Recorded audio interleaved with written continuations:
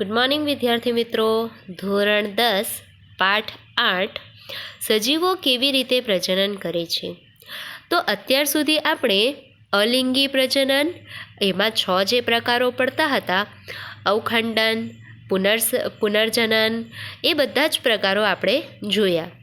અને તે ઉપરાંત આગળના વિડીયોમાં આપણે સપુષ્પમાં લિંગી પ્રજનન એના વિશે અભ્યાસ કર્યો કે જેમાં પુષ્પમાં રહેલા સ્ત્રીકેસર, પુંકેસરની આપણે વાત કરી. તે ઉપરાંત પરાગનયનની પ્રક્રિયા કઈ રીતે થાય છે તેના વિશે અભ્યાસ કર્યો. તો હવે આજના ભાગમાં આપણે જોઈશું કે માનવમાં લિંગી પ્રજનન કઈ રીતે થાય છે. તો માનવમાં લિંગી પ્રજનન, તો મિત્રો નાનપણથી જ આપણે અત્યાર સુધી આપણામાં ઘણા બધા ફેરફારો આપણને દેખાય જ છે. જેમ કે ઊંચાઈમાં વધારો થવો, વજનમાં વધારો થવો, એ સતત અને સતત વધતા જ રહે છે કાં તો ઘટતા રહે છે. આ રીતે તેમાં વૃદ્ધિ આપણને જોવા મળે છે. પછી દાંતનું તૂટી જવું અને નવા દાંતો આવવા, તો આ પણ એક શારીરિક વૃદ્ધિ જ છે. આપણા શરીરનું સોષ્ઠ બદલાવવું, આ બધા જ પરિવર્તનો આપણે મોટા થઈએ ત્યાં સુધી જોવા મળે છે. હવે આમાંથી કેટલાક એવા પરિવર્તનો છે કે જે છોકરી અને છોકરા એ બંનેમાં સમાન રીતે જોવા મળે છે. જેમ કે બગલમાં વાળ આવવા અને જાંઘોના ભાગ ઉપર વાળ આવવા. આ ઉપરાંત આપણા જનીનાંગોની આસપાસ પણ વાળ પેદા થવા અને તેનો રંગ ઘેરો થવો. આ ઉપરાંત હાથ અને પગ ઉપર વાળ ઊભા થવા કે જેને આપણે રૂંવાટીઓ કહીએ છીએ. તે ઉપરાંત ત્વચા તેલી થવી, ખીલ થવા. ઘણા છોકરા છોકરીઓને આ ઉંમરે ખીલ થતા જોવા મળે છે. તો આ ઉંમરમાં આપણે પોતાના પ્રત્યે ઉપરાંત બીજાના પ્રત્યે પણ સભાન થઈએ છીએ. તો આ બધા જ પરિવર્તનો જે છે તે ઉંમર જતાની સાથે છોકરા અને છોકરીમાં બંનેમાં આ સમાન પરિવર્તનો જોવા મળે છે. હવે આગળ આપણે અભ્યાસ કરીએ તો કેટલાક એવા પરિવર્તનો પણ છે કે જે ફક્ત છોકરીઓમાં ક્યાં તો ફક્ત છોકરાઓમાં જ જોવા મળે છે.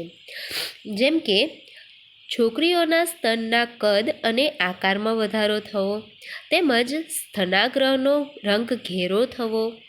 આ ઉપરાંત છોકરીઓમાં રજોસ્ત્રાવ કે માસિક સ્ત્રાવની શરૂઆત થવી.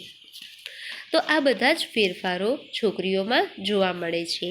ત્યારબાદ આપણે છોકરાઓની વાત કરીએ તો છોકરાઓમાં પણ દાઢી અને મૂછમાં વાળ આવવા, તેમનો અવાજ ઘેરો થાય છે.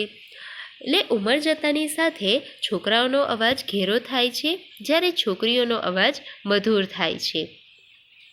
તો આ બધા જ પરિવર્તનો એ સમયની સાથે આવે છે.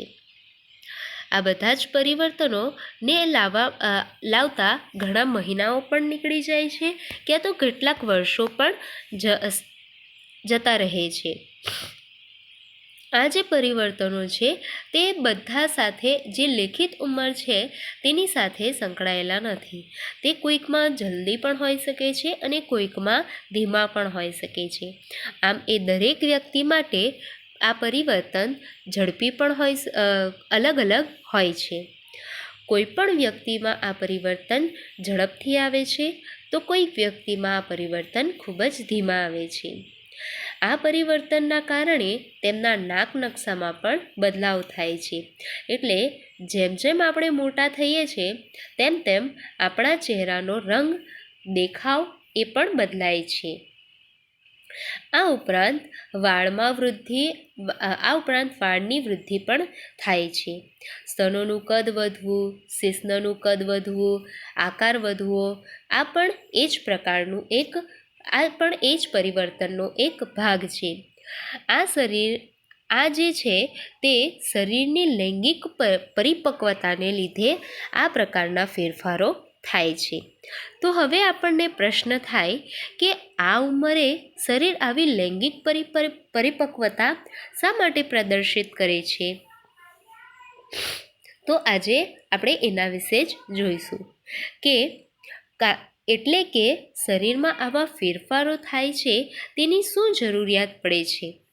તો આપણે જાણીએ છીએ કે કોઈ પણ સજીવ પ્રજનન કરે છે અને પ્રજનનના અંતે નવા સજીવનું નિર્માણ કરે છે અને તેમાંથી વસ્તી બને છે અને આ રીતે કોઈ પણ જાતિનું અસ્તિત્વ ટકાવી રાખવા માટે પ્રજનન ખૂબ જ જરૂરી છે. એટલા માટે કે જેને જન્મ લીધો છે તે પોતાની જાતિનું અસ્તિત્વ ટકાવી રાખી શકે. આમ અસ્તિત્વ ટકાવી રાખવા માટે પ્રજનન કરવું એ આવશ્યક છે. એટલા માટે સજીવો પુખ્ત અવસ્થાએ પહોંચે ત્યારે તે પ્રજનન કરશે અને નવા સજીવને જન્મ આપશે.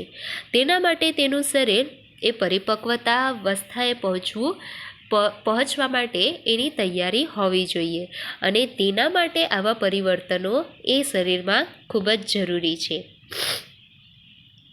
એટલા માટે શરીરની પ્રજનન પેશીઓ પુખ્તાવસ્થાએ તરફ આગળ વધે છે એટલે કે તે પરિપક્વ થાય છે.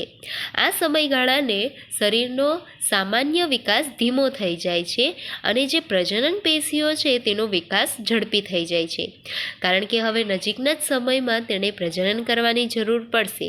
તેથી તેનો સામાન્ય વિકાસ થઈ ચૂક્યો હોય છે અને તેના પ્રજનન અંગોનો વિકાસ એ પુખ્ત બનવા લાગે છે.